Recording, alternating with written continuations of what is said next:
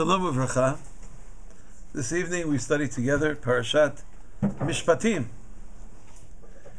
In describing how the Jewish people would be able to inherit the Holy Land of Israel, the Torah in our Sidra speaks of this particular divine process as being one that would take a considerable amount of time to accomplish.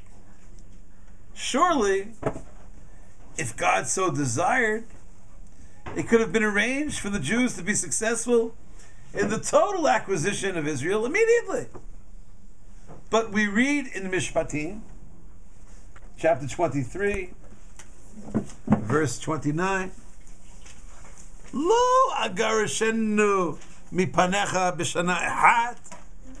I will not carry this out in 1 year. It will not all happen at once. Lo agarashenu mipanecha b'shana echat. Ma'at, sentence 30, the same chapter. Ma'at, agarashenu mipanecha. The process will unfold little by little. Ma'at. Slowly and gradually. It took many years to conquer the land of Israel. It took years to arrange the division of the tribes within the boundaries of the Holy Land. Perhaps you remember from the Talmudic studies, Sheva shekavashu, Sheva shehilliku. In fact, although it unquestionably was Yehoshua ben Nun who led the Jewish people into Israel and was actively involved in so many aspects of the original conquest, the true, complete conquest of the land was completely taken over by the Jewish people hundreds of years later. Because the true conquest of the land of Canaan was not completed until during the days of David HaMelech, the reign of King David. You know how many years passed from Yoshua to David? The Torah speaks of various reasons for this slow and gradual process. It will give the Jews additional time to multiply in the land. In the interim, other nations would be there. The land would never be desolate, because if it would be desolate, this potentially could cause many sorts of difficulties and disasters. Pentiyeh haaretz, we read in our section. Pentiyeh haaretz shemama, v'rabba alecha chayat hasadeh. Ma'at, agarashenu mipanecha, ad asher tifreh. I always read this section as a particular process pertinent to the initial acquisition of Israel by our nation. I read this as a teaching of what's going to take place when they enter Israel immediately after their journey in the desert. However, when I was privileged to see the comment of the Zohar, that's the main work of the mystical Jewish tradition, I realized that there is but another way to understand our text. Seeing our verse as being the secret of many of the divine schemes and plans. The Zohar, on page 170 of section 1, employs our verse to teach not only how we entered the land in the time of Joshua, but rather as a prophetic insight into how we will enter the land in the time of the redemption, in the time of Mashiach as well. Glimpses into Mashiach are gleaned from the text of Parashat Mishpahtim in the language of the Zohar. B'zimna d'kudsha brichu yokim lon v'yapik min galuta.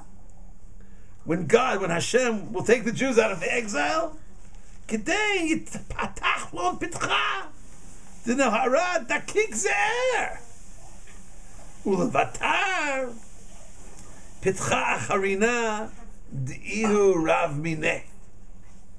At first, God will open for them a very small, perhaps even tiny opening, a very limited source of light initially, which will then be followed by a bright and great light. Ad Kudsha Brechu Yiftachlon. It talks about the gates of Ilain Ptichan La'arba Ruchei, until God will open all the heavenly gateways, shining ever so brightly and being openly visible on all sides. The Zohar continues to teach that this process is the very process that God often uses in bringing the blessing to the righteous and to the people of Israel. Just as it is unadvisable for a person who is in a very, very dark room to immediately be exposed to a very bright light, so too with the spiritual darkness, says the Zohar. It has to be done gradually, leading to the great pathways of spiritual light. The proof text of this idea in the Zohar is the teaching of Parashat Mishpahtim, Ma'at, a gradual process. There are so many of our fellow Jews who don't yet openly recognize the divine process connected to the fact that Baruch Hashem, for the first time in close to 2,000 years, we are privileged to have millions of Jews living right here in Israel. We've been privileged and we're here. We've been praying for this for so long, right in front of our eyes. So what is it that blocks a vision of this light? They will say, I think, it's true, but this is not really it. There's so much missing. This isn't complete. Yes, it's not complete, because maybe the process is not an instant process. Maybe the Torah is saying, Lo agarshenu b'shana echad, ma'at agarshenu. A careful reading of the Zohar, a careful analysis of Talmudic teaching in Yerushalmi Brachot, in Yerushalmi Yoma, Perek Gimel Halacha Bet, Kach hi geulatan shel Yisrael, batehila kim'a, kol shehi holechet u'meira. If we analyze the events in such a way, we may rethink our understanding and our attitude. What a special privilege for me to speak to each of you from Yerushalayim Yirah Kodesh. What a special zchut to see the myriads of brothers and sisters returning daily from all over the world.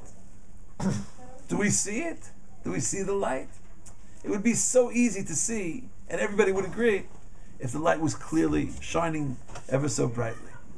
But the ma'at process, the lo agarshenu b'shana echad, if we don't understand that this is part of it, we may not see it. But yes, we all can enumerate the missing aspects of the process.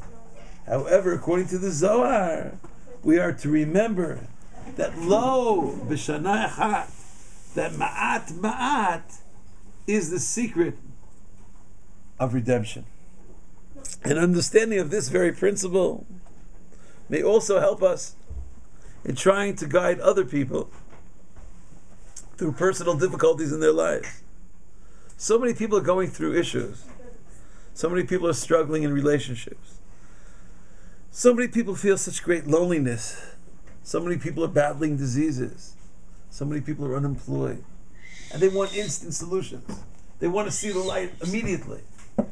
Maybe the Torah says, yes, it would be very beautiful if the light shone immediately. But ma'at, kim'a, may assist us in perhaps assisting them to see the even ever so slight rays of God's light, which will ultimately lead, I hope, this evening, to the light of lights. May this very evening be the culmination of all of those stages of ma'at, and may the redemption be celebrated tonight by the Jewish people and the entire world. Amen. Thank you so much. Mishaberach Abuseinu Avraham Yitzchak Yaakov Moshe Aaron David Shlomo B'Yimoteinu Sarah Rivka Rachel Leah V'Varech Rapei Et Yirmiyahu Ben Pri Ben Nechama Et Sarah Shirel Bat Lorraine Yachad Im Kol Cholei Yisrael HaKadosh Baruch Hu Yimalei Rachamim Aleihem L'Achlimam L'Rapotam L'Achzikam L'Achyotam Yishlach Lehem Mehera Refuah Shlema Min HaShamayim L'Chol Evrehem L'Chol Gidehem L'Tol Shar Chol Yisrael Refuah Tenefesh Refuah Teguf Hashem HaGadol Zman Amen. Thank you so much. We have a minyan? Yes. Daven Marav? Who daven? I daven. It's okay. You daven again. You should pray for all the people that don't pray.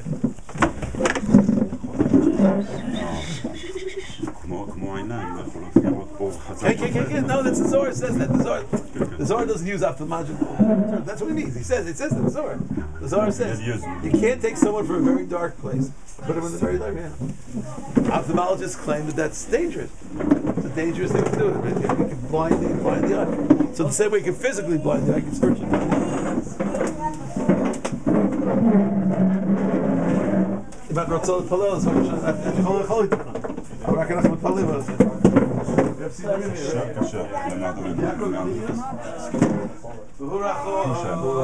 He's a good student.